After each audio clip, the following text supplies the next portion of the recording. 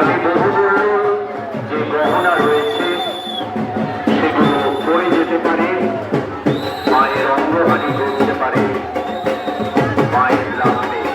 আপনারা খেয়াল রাখবেন, সেটা যদি চালিয়ে দেওয়া হয় ঘটনা নিজের গঙ্গার ধার পর্যন্ত শোনা যাচ্ছে। আপনারা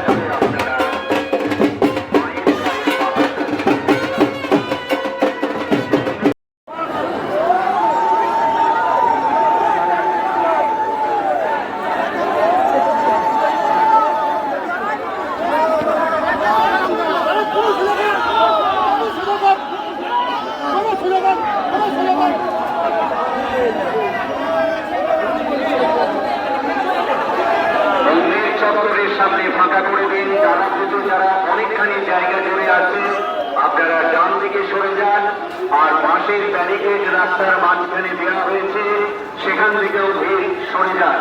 কেননা যে মূর্তি শোভাযাত্রা সহকারে আসছে অনেকখানি জায়গা জুড়ে জায়গার প্রয়োজন, ছাত্র সমিতি বেরিয়ে গেছে। আপনারা আর কিছুক্ষণের মধ্যে মন্দিরে প্রবেশ করবে মায়ের মূর্তি। আপনারা রাস্তাটা ক্লিয়ার করে দেবেন, নিজ দায়িত্ব নিয়ে আপনারা রাস্তার পথপার্শ্ব থেকে সরে দাঁড়াবেন। আর মন্দিরের সামনে যারা অযথা ভিড় করে আছেন মায়ের মূর্তি আপনারা দর্শন করতে পারবেন। নিজে যদি আঘাত পেতে